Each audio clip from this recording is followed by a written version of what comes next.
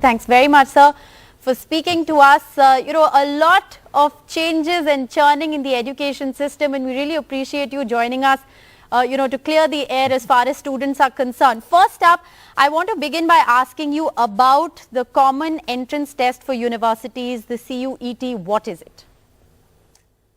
Speaking strictly from the student's perspective, I think the introduction of the common university entrance test will be a great relief to the students across the country.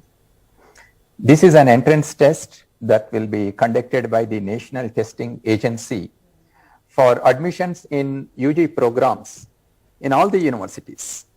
However, this year we have made it compulsory for all the central universities, and we are asking all the universities, whether they are state universities, deemed to be universities, private universities, to use the CUET scores for admission in the undergraduate programs across the country.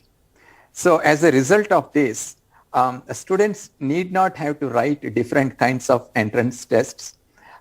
They need to write only CUET, and ultimately we would like to make CUET one entrance test and one nation for all the admissions in the UG programs. Right, very important. You're saying right now this is going to be for central universities as far as 2022 is concerned, but going forward, private universities will also, be roped in. So entrances to private universities will also be based on this common entrance test. Lots of questions, and I want to begin with the basics. What is the criteria for the eligibility criteria for the entrance test? You see, anybody who has passed plus 2, 12th standard can write CUET, but however, the plus 2 marks may be used by different universities as an admission criteria.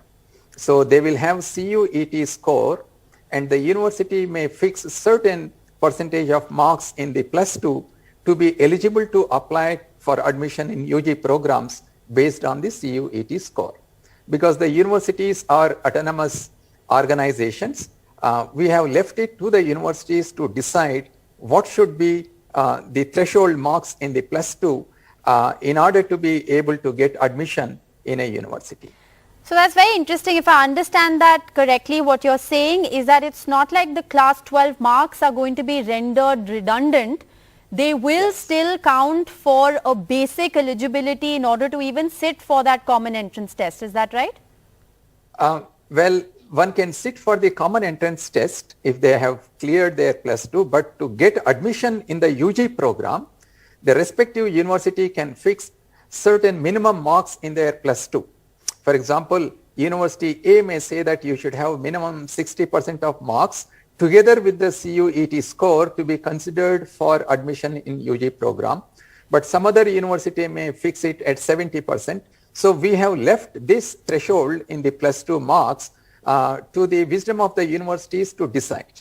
So each central university can then therefore decide that threshold, which is very interesting. The question then on everyone's mind, sir, is this now perhaps the first step to do away with those sky-high cutoffs every year that make headlines? Absolutely. It is causing so much of stress in the minds of our students and the parents. It is ridiculous to have 100% cutoff for admissions in many of the UG programs in some of the top universities. So the CUET will provide a level playing ground to all the students across the country, and it doesn't have to be based only on the cutthroat competition that we see in the board marks. I hope that people will now focus more on learning rather than just achieving the highest score in their plus 2 examinations. Right. Well, on to some of the brass tacks now. When will the exam take place? The exam is scheduled to take place in first week of July, so that the scores will be ready for the universities for the UG admissions, and by then also most of the boards would have completed their plus 2 examinations. And the application process for writing the CUET will be initiated by NTA in first week of April. Right. Will it be an offline or an online exam? The application process will be online. The examination also will be a computer-based test.